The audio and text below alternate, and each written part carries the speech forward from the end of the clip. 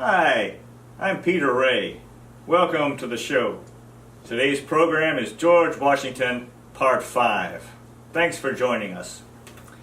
So we are in the summer of 1781, and George Washington and the Continental Army, they needed a victory. They needed a knockout blow. They needed a W, you know, from sports fans, language. He needed a victory. He needed something. The war had been going on for 6 years, and the British were getting kind of fed up with it, and it was also tough on the American side to keep having resources. Anyway, so he needed something to happen. He needed a victory, and he got news that summer. Very, very interesting news that there was a large British force on the peninsula between the York and James rivers in Virginia.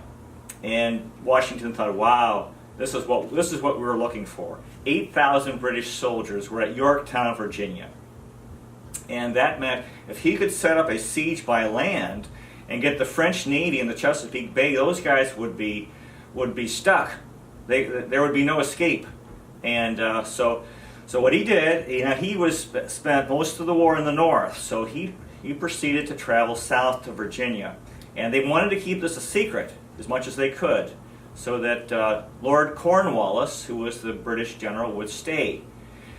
And so he traveled south to Virginia, and he visited Mount Vernon for the first time in 6 years.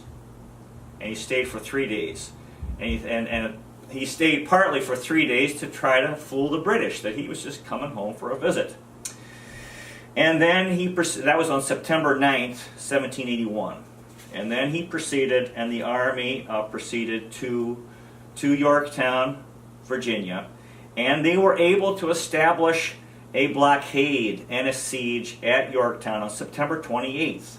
Meanwhile, the French Navy had arrived. So the whole plan worked. The British were in trouble, this British force of 8,000 men. And so they started bombarding the Yorktown, this fort, the military fort of the British, and started the siege and bombardment of Yorktown, which lasted for about 3 weeks. Lord Cornwallis knew that he'd been had. He had screwed up, and on October 19th, he surrendered. So this was the victory, and this was the victory that ended the war, more or less. The great victory at Yorktown, and the capturing 8,000 men, and this is what Washington needed, and he got it. He got his great victory, and for all intents and purposes, the war was over. Although it took 2 years, 2 years before the peace treaty was signed.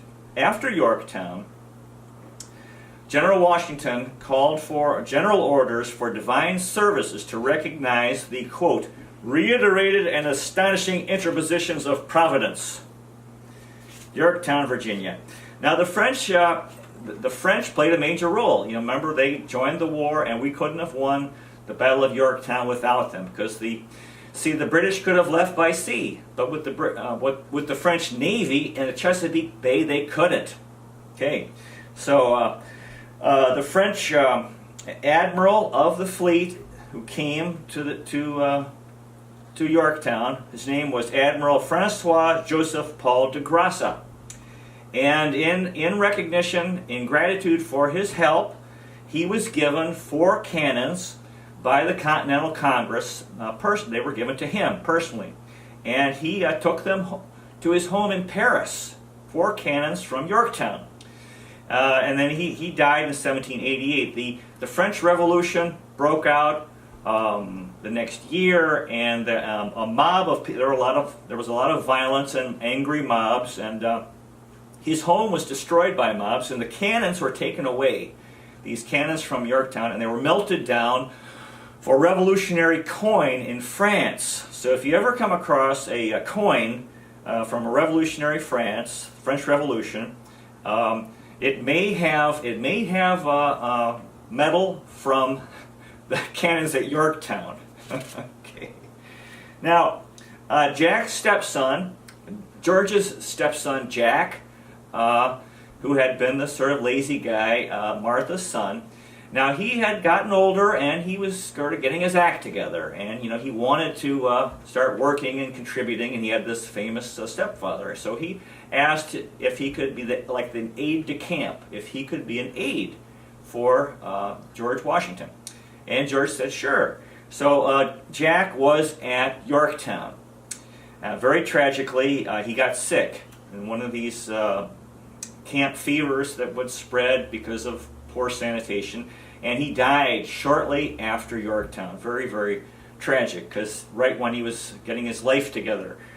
So Martha, this was a great victory, Yorktown, but then now Martha had lost her second child, right? Both of her children had died young.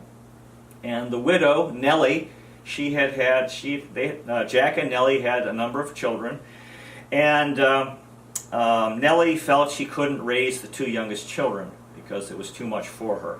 So she asked if George and Martha would raise these two children, and they did. So they raised their grandchildren, Eleanor, they called her Nellie also, and George Washington Parke Custis, whom they called Washington or Washi.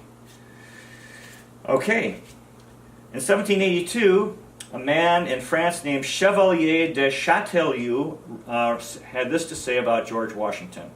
Quote, "This is the 7th year he has commanded the army, and he has obeyed Congress. More need not be said." Now remember, Continental Congress was very weak. And then you had these 13 state governments, and then the real authority, or real power, was with the Continental Army. But throughout the war, no matter how poorly he had been supported by the Continental Congress, he respected their authority, because they were the civil authority, and he had been appointed. He didn't start a guerrilla war, and so he had a great belief in the rule of law and respect for civil authority. And so, this is a wonderful thing that he did throughout the war. No matter how poorly he was treated and the army was treated, he remained obedient, and because they were his superiors by law, and he respected the law. There was no fighting. The war was basically over, but it was 2 years before the peace treaty was signed. And that meant that Washington had to keep the army intact. They had to be ready to fight, because he didn't know what was going to happen. He didn't know there wouldn't be any more battles. So this was another challenge to keep the army going for 2 more years, keep them prepared and ready to fight. And Washington said this, quote, "There is nothing which will so soon produce a speedy and honorable peace as a state of preparation for war. And we must either do this, or lay our account for a patched-up, inglorious peace, after all the toil, blood, and treasure we have spent." And he accomplished that. He did keep the army ready, which put pressure on the British to have a peace treaty that was fair and just. In 1782, Washington was being pressured by American officers to become king, because they said, "My gosh, the Continental Congress is so bad. We need a good government. We need a good leader," and they believed in him. And he was a good man, but he didn't believe in monarchy. That's the whole thing. He believed in democracy and having leaders elected by the people. And he had not been elected as a political leader. He had been appointed as a military leader. So he said, no, there will be no monarchy in America if he could help it. In March of 1782, the British Parliament voted to end offensive strikes in America. Now, the thing is, Great Britain was a democracy. Yeah, not everybody voted, but property owners did. And so therefore, the government had to be responsive to the people. And the war was becoming very unpopular in Great Britain. And they were fed up with it. It had been going on now 7 years. And actually, this was similar to the Vietnam War. You have these 2 wars. The powerful countries fighting across an ocean, and then the war becomes unpopular because it goes on so long. In July of 1782, the British left Savannah, Georgia, and in December they left Charleston, South Carolina. And that meant that by the end of 1782, only New York City was under British control.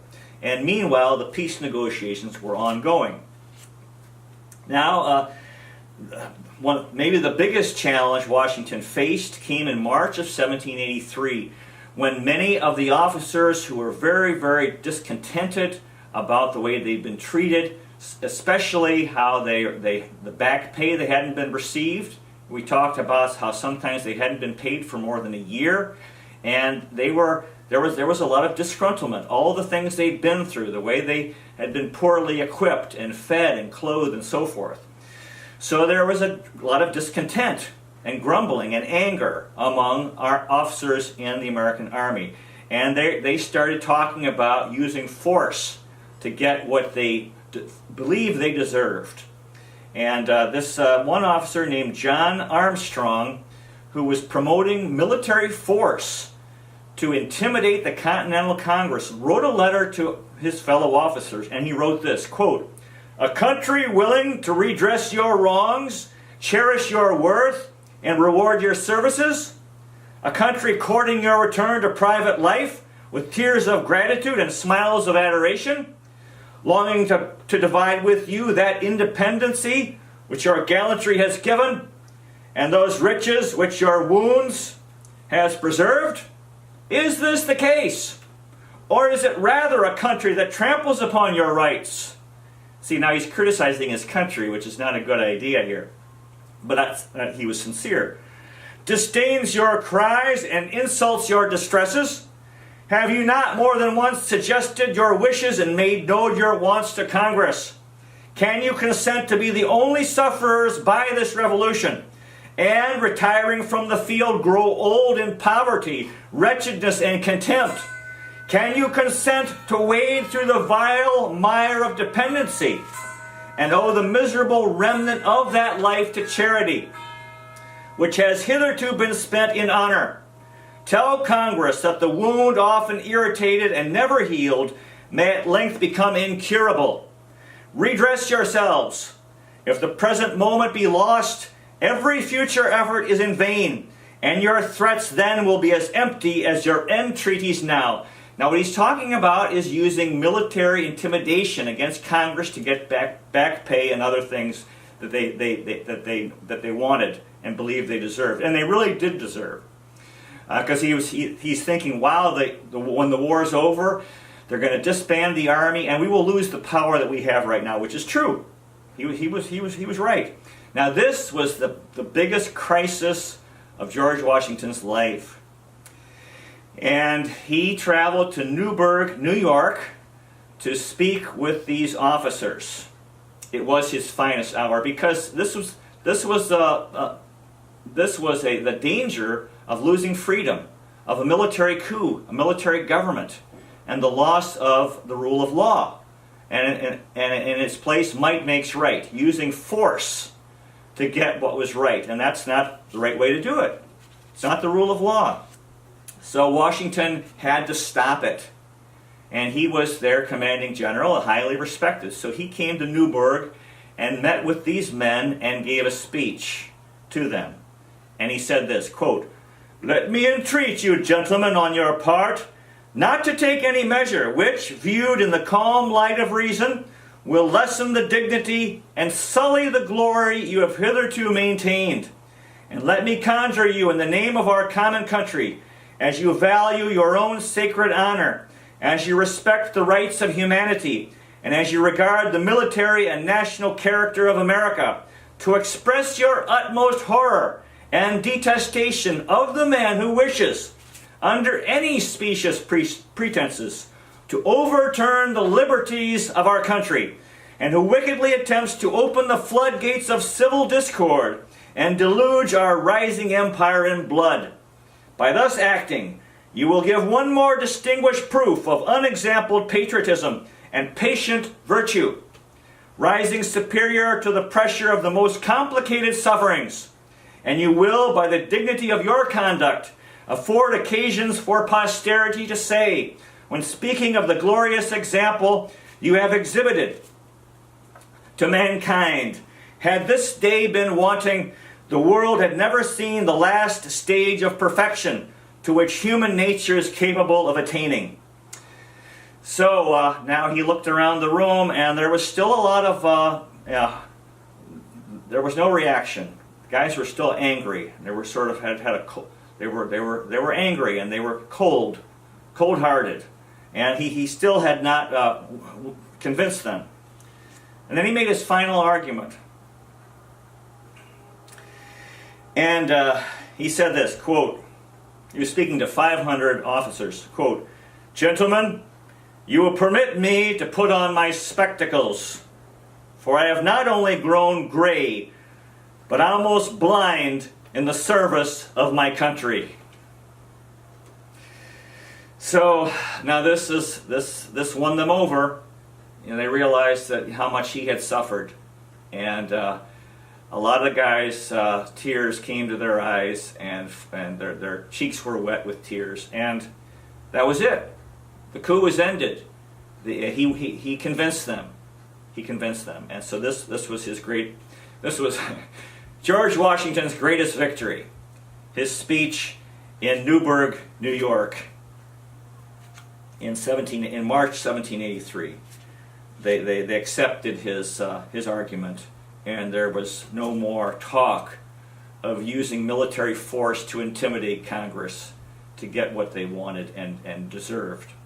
Thomas Jefferson wrote a letter to Washington after this and wrote this, quote, "The moderation and virtue of a single character probably prevented this revolution from being closed, as most others have been, by a subversion of that liberty it was intended to establish." Historian J. Winnick wrote this about Washington: "The world recognized him as great because he did not let his victorious army turn loyalty to him into a military dictatorship of the United States." Another historian, Fisher Ames, wrote this, quote, "He changed mankind's ideas of political greatness by giving his power away." Now, in history, there have been many men who used military power to go directly into political power. Now, if you think of Napoleon in France, he was a great military leader. In the wars the French were involved in, he became a political leader. Same thing, Fidel Castro in Cuba led a guerrilla army and then became the political leader, and never was up for election. Never was elected or re-elected. Mao Zedong in China, same thing. Robert Mugabe in Zimbabwe, who recently was deposed in his 90s. He had, very sad, he was a national hero fighting for one man, one vote in Zimbabwe against white minority rule, and he achieved that in 1980, and then he became a dictator. The hero who became a villain. Now, George Washington didn't fall into this category. He did not use military power to gain political power. In April of 1783, news arrived in the U.S. that the peace treaty had been signed. But for whatever reason, it took some time. The British remained in New York for 7 more months. Washington wrote a letter at this time to Nathaniel Greene, who was his top general. Quote, "It will not be believed that such a force as Great Britain has employed for 8 years in this country could be baffled in their plan of subjugating it by numbers infinitely less, composed of men oftentimes half-starved, always in rags, without pay, and experienced every species of distress which human nature is capable of undergoing. They won the war. As my father used to say, run up the flag." Washington continued, quote, "We are placed among the nations of the earth and have a character to establish. We shall be guilty of many blunders in treading this boundless theater before we have arrived at any perfection in this art. Nothing now remains but for the actors in this mighty scene to preserve a perfect, unvarying consistency of character through the very last act, to close the drama with applause, and to retire from the military theater with the same approbation of angels and men which have crowned all their former virtuous actions. Washington continued, quote, "Peace and independence for which we have fought would be a blessing to millions yet unborn." See, we are among those millions who were unborn in 1783. That's 230 some years ago, and this is true. This is true. We're the millions who were yet unborn in 1783 who have received this blessing that was fought for by that generation. Washington wrote a letter to Congress with respect to disabled veterans, guys who had been disabled in the fighting in the war. And he wrote this, quote, "Nothing but a punctual payment of their annual allowance can resolve them from the most complicated misery. And nothing could be a more melancholy and distressing sight than to behold those who have shed blood or lost their limbs in the service of their country, without a shelter, without a friend, without the means of obtaining any of the necessities or comforts of life, compelled to beg their daily bread from door to door." This was a very important thing here he did. You know, he was fighting for or arguing in favor of the veterans. You know, that once the wars are over, people sometimes forget about the guys who have been badly wounded and can't work and need to be cared for. And you see, he was working for their welfare, which was such a wonderful thing, an important thing, and the right thing. That's in the Philippines. Emilio Aguinaldo did that, and and that's why I think he should be the national hero of the Philippines after the war of independence and the American occupation of the Philippines. Anyway, on November 25th, 1783, the British boarded their ships in New York Harbor, and the war was over after 8.5 years. They called it Evacuation Day. Big celebration in New York City. All the bells were ringing and the American flag was raised. That same day, the American Army entered New York City, November 25th, 1783. Benjamin Talmadge was an officer in the Continental Army, and he wrote this, quote, "Every countenance seemed to express the triumph of Republican principles over the military despotism which had so long pervaded this now happy city. Most of the refugees had embarked for Nova Scotia." He's talking about the Loyalists who went to Canada. "And the few who remained were too insignificant to be noticed in the crowd.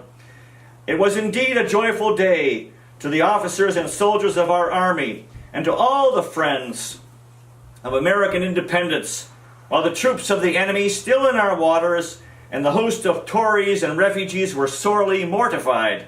The joy of meeting friends who had long been separated by the cruel rigors of war cannot be described." So happy day in New York City, November 25th.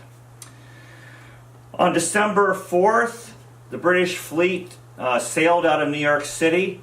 The same day, George Washington met with those remaining officers, the officers who had not yet gone home, because the army was going to be really greatly reduced in size, very greatly reduced in size. And so, but there were some officers who were left, and he wanted to meet with them. And they met at Fraunces Tavern in New York City. And Washington gave us a short speech to them in which he said farewell. And he said this, quote, "With a heart full of love and gratitude, I now take leave of you. I most devoutly wish that your latter days may be as prosperous and happy as your former ones have been glorious and honorable. I cannot come to each of you, but shall feel obliged if each of you will come and take me by the hand." So the room was very quiet, and again the tears were falling down the cheeks of the men, and they did. They came and shook hands with George Washington, who was their beloved commander, because the war was over and everyone was going home. In the war, few statistics: 4,400 Americans were killed, 6,200 were wounded. 60,000 Americans, soldiers, died of disease, cold, or starvation. And 10,000 soldiers died on New York City prison ships. And that was really a shameful thing. The British were not taking good care of their prisoners. 10,000 died on these ships. Washington wrote this at this time, late 1783, quote, "Providence has a claim to my humble and grateful thanks for its protection and direction of me through the many difficult and intricate scenes which this contest produced, and for the constant interposition in our behalf when the clouds were heaviest and seemed ready to burst upon us. I was but the humble agent of favoring heaven, whose benign interference was so often manifested in our behalf, and to whom the praise of victory alone is due." Again, he's thanking God for the help that the Continental Army received in the war, in winning the war. Now, even though the war was over, but there was trouble. Just because we became an independent country, that there were new problems that were coming along, and there had been severe economic problems, and remember it's 12 o'clock. The Congress had returned to Philadelphia, was the capital, but reportedly, historically, according to history, radical mobs ran Congress out of Philadelphia. And that would be something interesting to learn more about. Radical mobs. So, the British had driven the Americans out of Philadelphia, our capital, and then our own people, because of discontent and angry people. Anyway, they moved to temporary capital in Annapolis, Maryland, and Washington wanted to travel. He needed to go and resign, offer his resignation, and he found out that they had moved to Annapolis, Maryland. So he went there, and he resigned his commission, and he spoke to them and said, quote, he commended, quote, "our dear country to the protection of Almighty God." And as he said these words, his voice broke, and tears streamed down his cheeks. He was unable to speak for 1 full minute. The poor man had been through so much, so much. God bless George Washington. That was December 23rd, 1778, when he resigned his commission in Annapolis, Maryland. After that, he wanted to go home. He'd been 8 years. He was, really wanted to go home, and he was excited to go home, and he traveled, and he made it home on Christmas Eve. Perfect timing, 1783. And then his wife, Martha, was there, and then these two grandchildren who had become their adopted children, who they were raising, Nellie and Washie. So, and then, of course, he had a lot of work to do at home because the house had been falling apart, the farm was neglected.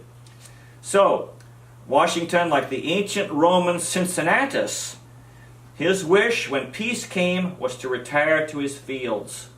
So he had given up his power. And when he gave up his military power and returned to his farm, the British King, George III, was astonished and called Washington, quote, "the greatest man in the world."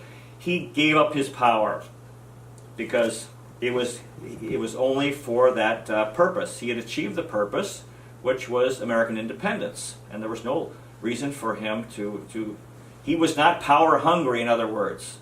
He was a good man, a lawful man. He wanted to do the right thing, and that's what he did. So he went home, and we will continue next time with the ongoing saga of George Washington and his life. He went home to his life on the farm for the next few years before duty called again. Thank you so much for watching. I really appreciate it. And this is such a wonderful topic, George Washington. God bless George Washington. Live long and prosper. May the force be with you. God bless you. God bless America, the Philippines, and the whole world. See you next time.